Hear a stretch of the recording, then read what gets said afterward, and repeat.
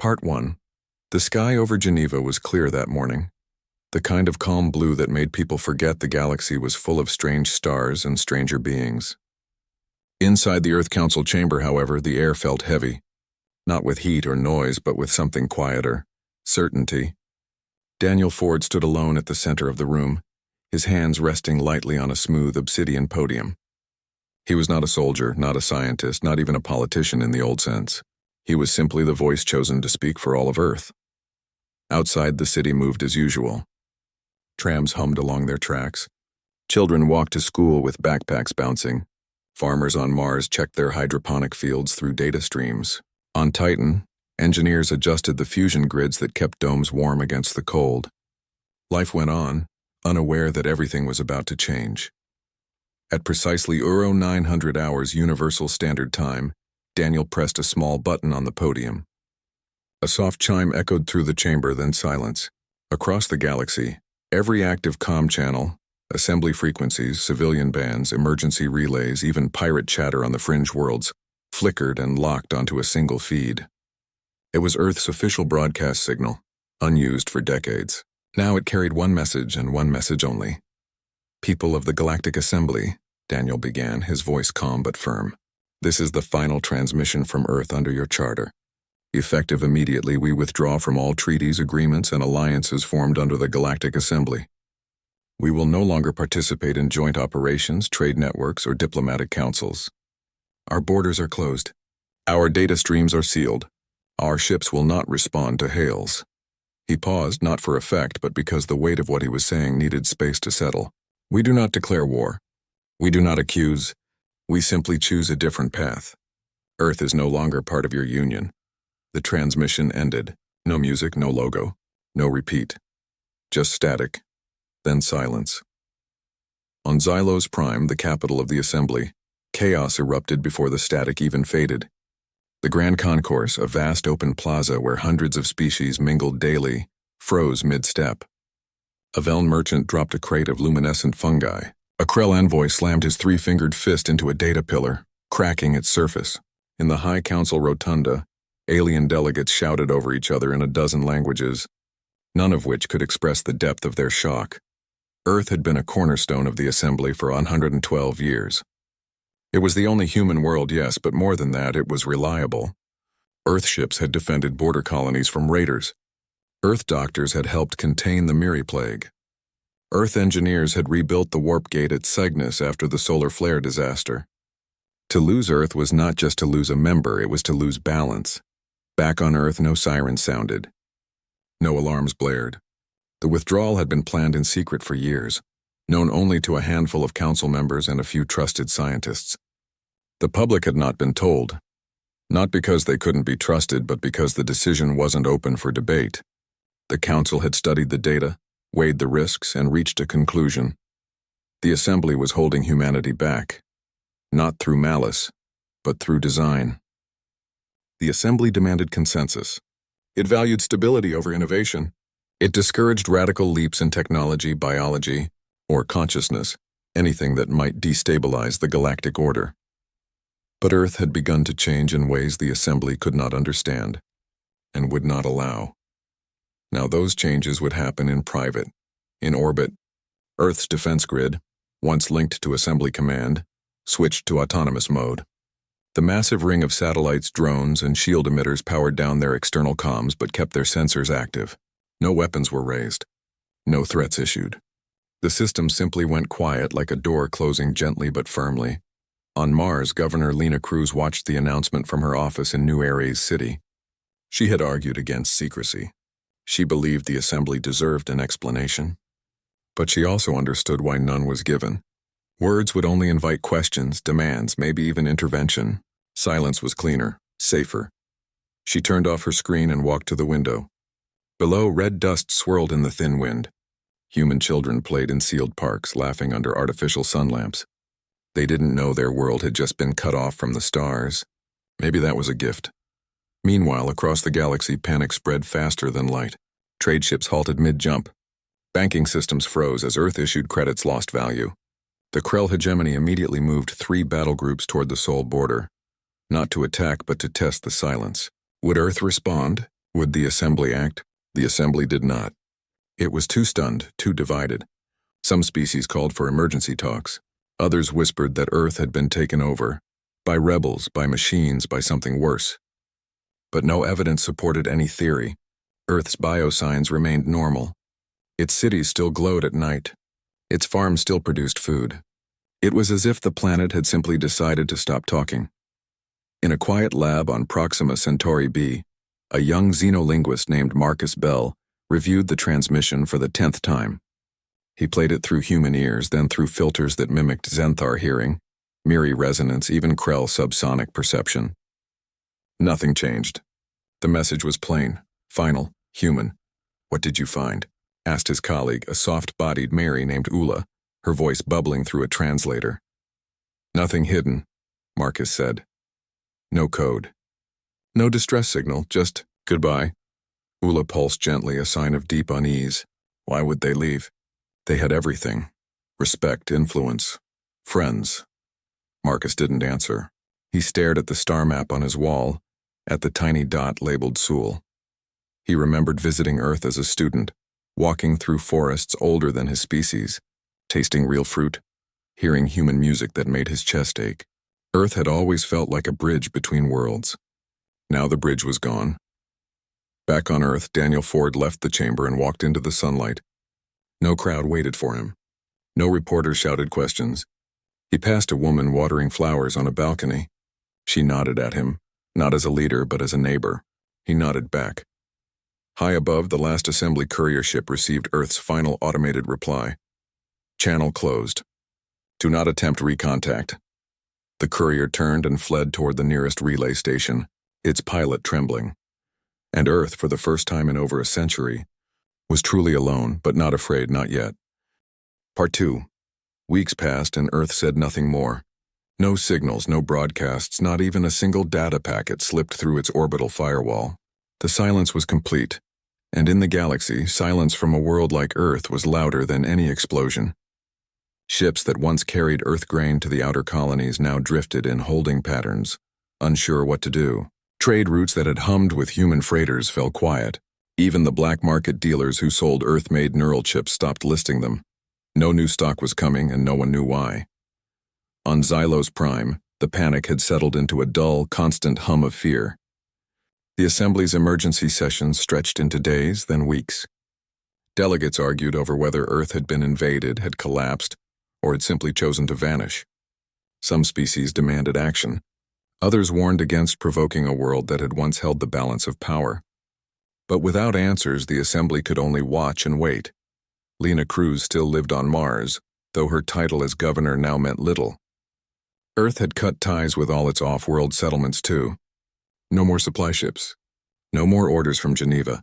Mars, Titan, the belt stations, they were on their own. Yet instead of chaos, something strange happened. People stayed calm. They rationed what they had. They shared tools, fixed broken systems, and kept the lights on. It was as if Earth's silence had taught them to rely on themselves, not on distant promises. Lena spent her days walking through the hydroponic farms, talking to engineers, listening to teachers. No one asked her what Earth was doing. They knew she didn't know, but they trusted her to keep Mars alive, and that was enough. Far from the red sands of Mars, in a small diplomatic outpost near Proxima Centauri, Marcus Bell tried to make sense of it all. He had been Earth's liaison to the Xenthar for 5 years. He spoke their clicking language, understood their honor codes, even shared meals with them, though their food looked like glowing moss and tasted like metal. Now his job had no purpose. The Xenthar kept asking him questions he couldn't answer. "Why would humans cut themselves off?" asked Kira, a young Xenthar diplomat with silver feathers along her neck. "Is it a ritual? A punishment? A test?" Marcus shook his head. "I don't think it's any of those. Humans don't act without reason, but sometimes their reasons are internal, hard to see from the outside." Kira tilted her head, a sign of deep thought among her kind. "Then we must look harder." But looking harder got them nowhere. Earth's digital borders were sealed tighter than any vault. Every probe sent toward Sol was gently deflected by automated drones. No weapons fired, no threats made, just a quiet nudge back into deep space. It was like trying to knock on a door that no longer had a handle. Meanwhile, the galaxy began to feel the absence. The Veln Trade Compact, which had used Earth's quantum encryption for secure transactions, started to unravel. Without that backbone, fraud spiked. 2 minor species nearly went to war over a disputed mining claim that Earth used to mediate. The Krell hegemony, sensing weakness, pushed deeper into neutral zones, testing whether the assembly would respond without Earth's fleet backing it. It did not. On a remote listening post orbiting a dead moon in the Orion Arm, tech specialist Priya Nair monitored the silence. She wasn't part of the assembly. She worked for a private research group that studied cosmic background noise. But even her quiet corner of science felt the shift. Earth's withdrawal had disrupted long-range sensor calibrations. Something about the way Sol's system now interacted with subspace was different. Not broken, just changed. She reported her findings, but no one listened. Everyone was too busy panicking to care about subtle energy shifts. Back on Earth, life continued in ways no outsider could see. Cities still stood. Trains still ran. Children still went to school. But the streets were quieter. Fewer people walked outside. Most activity had moved underground, not because of danger, but by choice. Vast networks of arcologies now hummed beneath the surface, connected by tunnels lined with soft light and humming conduits. People gathered not in plazas, but in shared mental spaces accessed through neural links. They weren't hiding. They were focusing. No one on Earth missed the galaxy. Not yet. They had turned inward, not out of fear, but because they had discovered something new. Something the assembly would never understand, and might try to stop. In Geneva, Daniel Ford met with a small group of scientists in a room with no windows. They spoke in low voices about resonance fields, quantum coherence, and the nature of consciousness. Earth hadn't left the galaxy because it was angry or scared. It had left because it was changing. And change, when it's real, cannot be shared until it's complete. Out in the stars, rumors grew wilder. Some said Earth had built a weapon that could erase stars. Others claimed humans had uploaded their minds into a digital afterlife and abandoned their bodies. A fringe cult on Xylos Prime even preached that Earth had ascended to a higher plane of existence and would return one day to judge the unworthy. Marcus heard these stories and sighed. He knew humans better than that. They weren't gods or monsters. They were just people who had decided to walk a path alone. One evening, he stood on the observation deck of the outpost, staring at the star that was Sol. It looked the same as always. Steady, distant, ordinary. But he knew better. Something was happening there. Something quiet. Something big. He wished he could ask them why. But Earth wasn't listening. And maybe, he thought, that was the point. The silence wasn't empty. It was full of something the galaxy wasn't ready to hear. Priya, on her lonely moon, noticed something odd that night. Her sensors picked up a faint pulse from Sol. Not a signal, not a message, just a ripple like a stone dropped in still water. She recorded it, labeled it anomaly, and filed it away. She didn't know it yet. But that ripple was the first breath of a new kind of human. On Mars, Lena watched the sunset paint the dust clouds orange and purple. She missed Earth not for its power but for its quiet strength. She hoped they were okay. She hoped they knew they weren't forgotten. But Earth had already moved beyond hope. It had stepped into certainty. And the galaxy, still shouting into the void, had no idea what was coming. Part 3. The Galactic Assembly was falling apart, and everyone knew it. Without Earth's steady hand, old rivalries flared like dry grass in summer. The Krell hegemony pushed deeper into the Orion Arm, claiming abandoned trade lanes as their own. The Veln Trade Compact collapsed when its credit system failed without Earth's quantum ledgers. On the fringe worlds, pirate clans grew bolder, attacking supply convoys that once flew under Earth's protection. Fear spread faster than facts, and facts were in short supply. On Xylos Prime, Assembly Director Omar Hassan paced the length of his office, his boots clicking against the polished stone floor. He had spent 30 years building trust between species, smoothing over conflicts, finding common ground. Now it felt like sand slipping through his fingers. He called emergency meetings, but fewer delegates showed up each time. Some had already pulled their fleets home. Others whispered that the assembly was dead, and Earth had pulled the plug. Omar refused to accept that. He believed Earth had not abandoned them out of spite, but for a reason they couldn't yet see. And if there was a reason, there was hope. Hope meant action. He gathered a small team in a secure chamber beneath the assembly spire. No records were kept. No names were logged.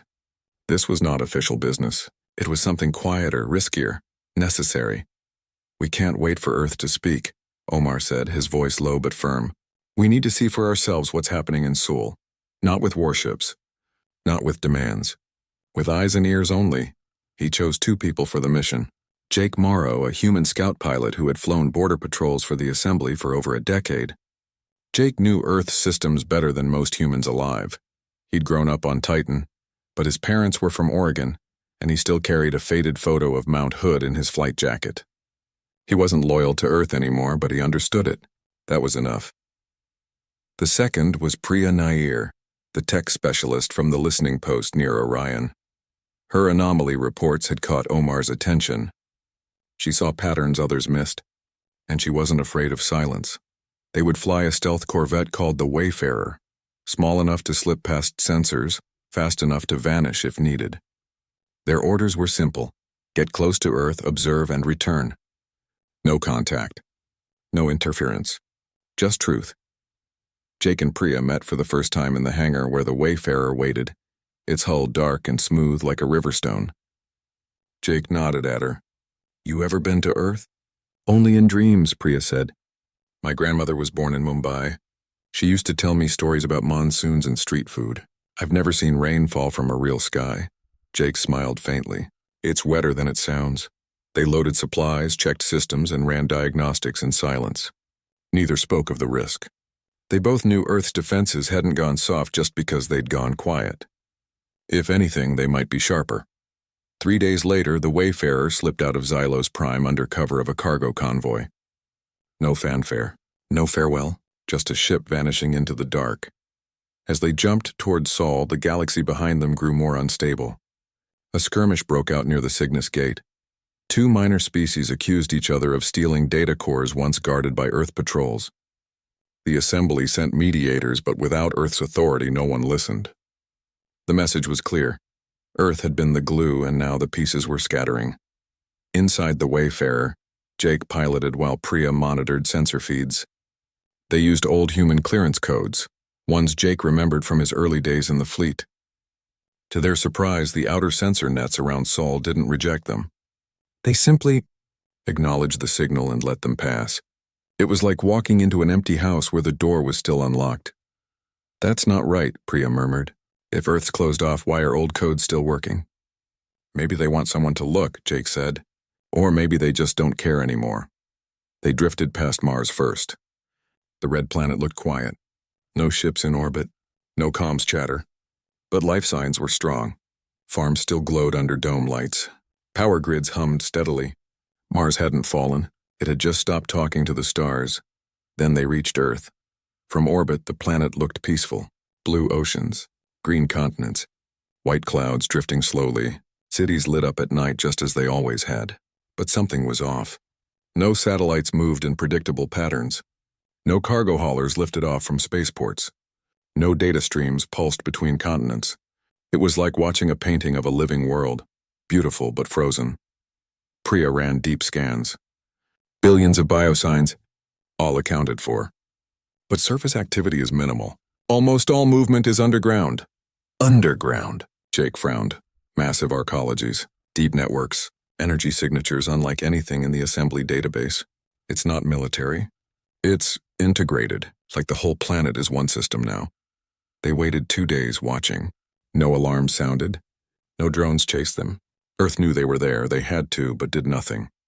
That silence was more unnerving than any threat. Finally, Jake made a decision. "We're going down." Priya didn't argue. They picked a landing zone in what used to be Colorado, flat, remote, and far from major population centers. The Wayfarer touched down in a field of dry grass, its engines cooling with soft sighs. The air smelled like rain and soil. Real rain, real soil. Priya stepped out first, her boots sinking slightly into the earth. She breathed deeply, eyes wide. It's alive. They walked for hours, seeing no one.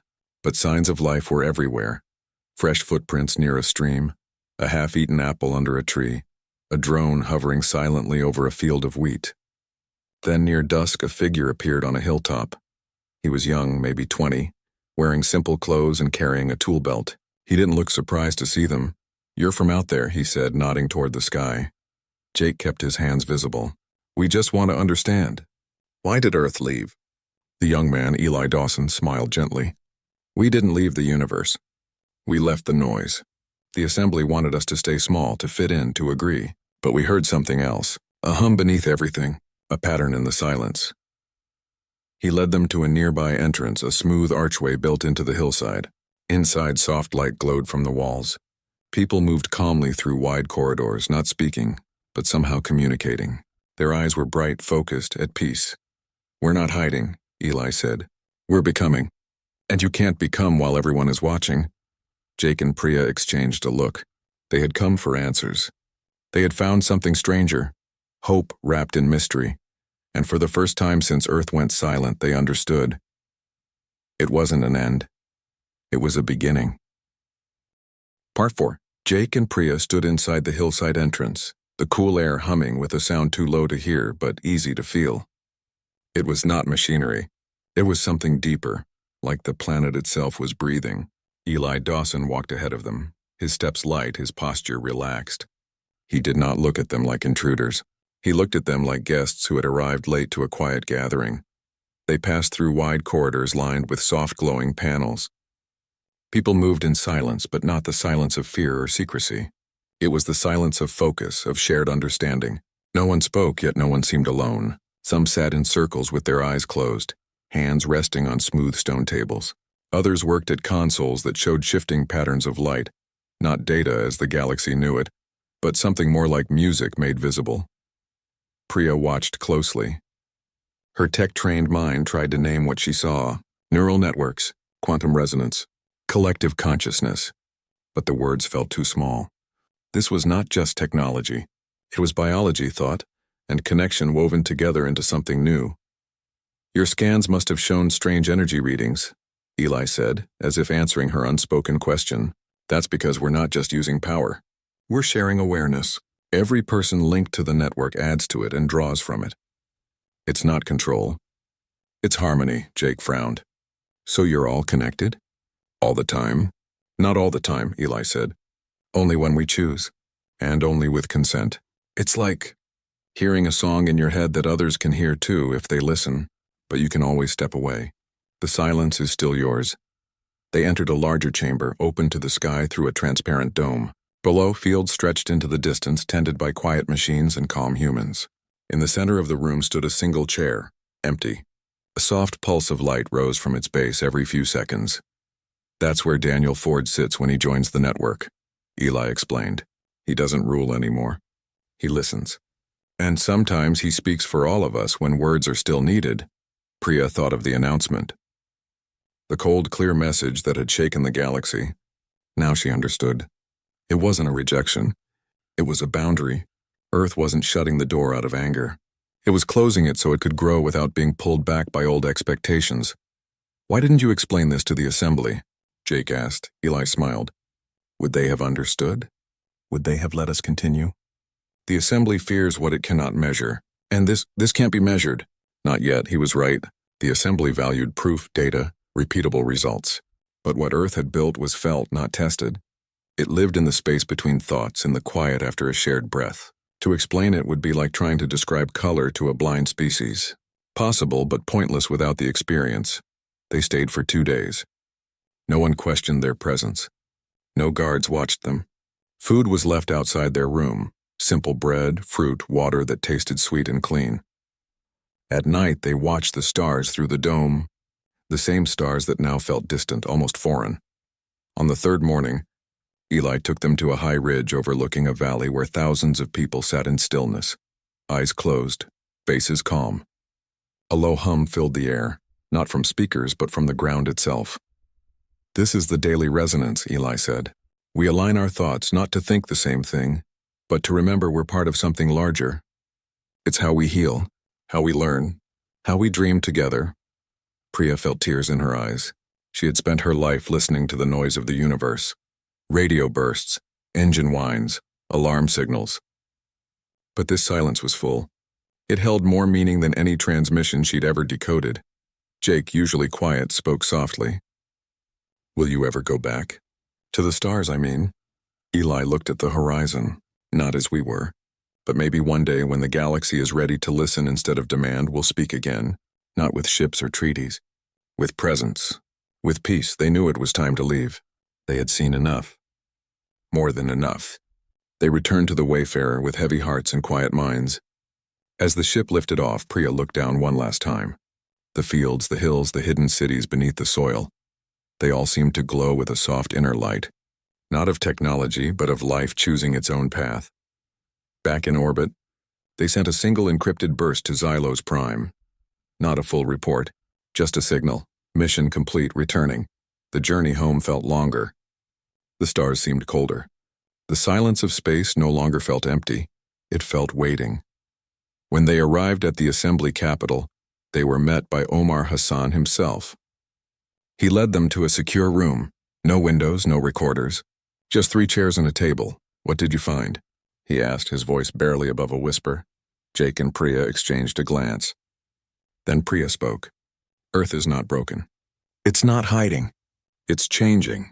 Into something we don't have words for yet. She described the arcologies, the network, the quiet unity. Omar listened without interrupting. When she finished, he sat back, his face unreadable. Do they mean us harm? He finally asked. No, Jake said. They don't even think about us much anymore. Not out of pride. Out of peace, Omar nodded slowly. Then we must decide what to do. Fear them, quarantine them, or trust them. In the days that followed, the assembly debated fiercely. Some called Earth a threat. Others called it a miracle. But Lena Cruz, still on Mars, sent a message that cut through the noise. Let them be. If they wanted to destroy us, they would have. If they wanted to rule us, they would have stayed. They chose silence because they needed space to grow. We should honor that. Her words carried weight. Mars was still human, still connected to Earth in spirit, if not in signal. And she had seen no aggression, only quiet strength. The assembly voted. Not to invade, not to isolate, but to wait, to watch, to leave Earth alone. And so the galaxy held its breath, not in fear, but in wonder. For the first time, it understood that not all progress shouts. Some of it whispers. And Earth's whisper was changing everything. Part 5. Years passed, and the galaxy learned to live with Earth's silence. At first it was hard. Trade routes had to be redrawn. Defense pacts were rewritten without human signatures. New leaders rose in the assembly, some wise, some not. But slowly the panic faded. Not because Earth returned, but because the universe realized it had to go on without expecting Earth to lead it. On Mars, Lena Cruz grew older. Her hair turned gray, her steps slower, but her voice still carried weight.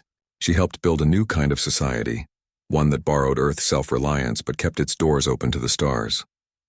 Mars became a bridge, not between Earth and the galaxy, but between memory and future. Children there learned human history, not as a lesson in power, but as a story of choice. In the outer systems, the Krell hegemony pulled back after a failed attempt to claim a former Earth patrol zone. Their scouts reported strange energy ripples near Sol. Not weapons, not shields, just a soft distortion that made navigation systems drift and comms crackle with static. They left the border alone after that. Even conquerors respect mysteries they cannot break. On Xylos Prime, Omar Hassan retired. He spent his last years writing a book called The Quiet Choice, a reflection on Earth's departure and what it meant for the rest of the galaxy. He argued that true strength was not in control, but in the courage to step away when growth demanded it. The book became required reading for young diplomats. Marcus Bell never returned to Earth. He stayed on Proxima Centauri, teaching xenolinguistics to new students. He often told them, language isn't just words. It's the space between them. And sometimes the most honest thing a species can say is nothing at all. Jake Morrow and Priya Nair never flew another mission.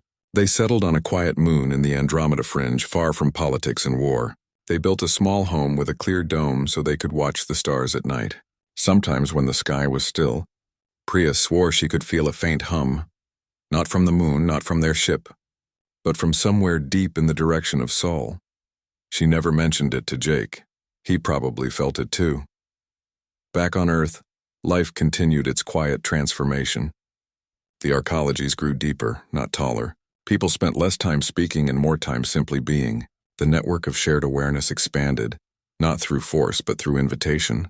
Newborns were gently introduced to the resonance field, not to erase their individuality, but to help them feel they were never alone. It was not a hive mind. It was a chorus, each voice unique but all singing the same song of existence.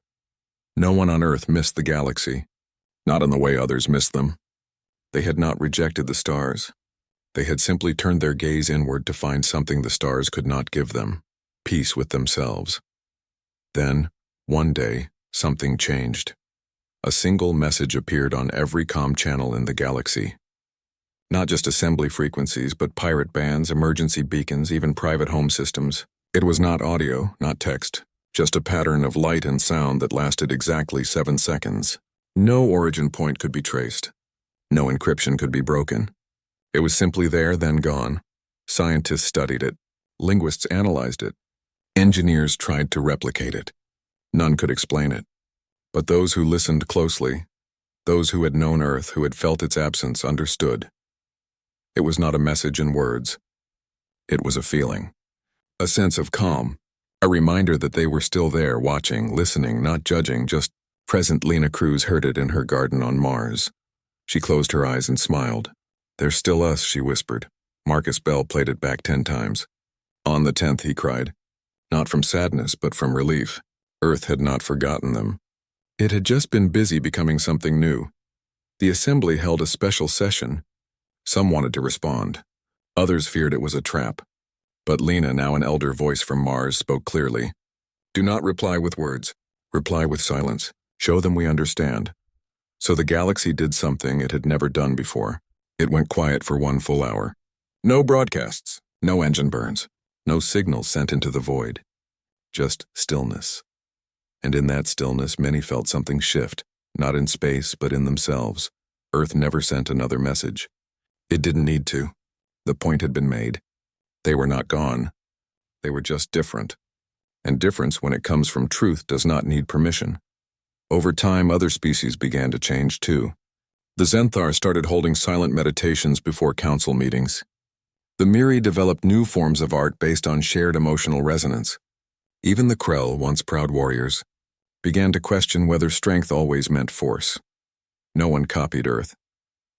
But Earth's choice had planted a seed, a quiet idea that progress did not always mean more noise, more speed, more control. Sometimes it meant listening to the hum beneath everything.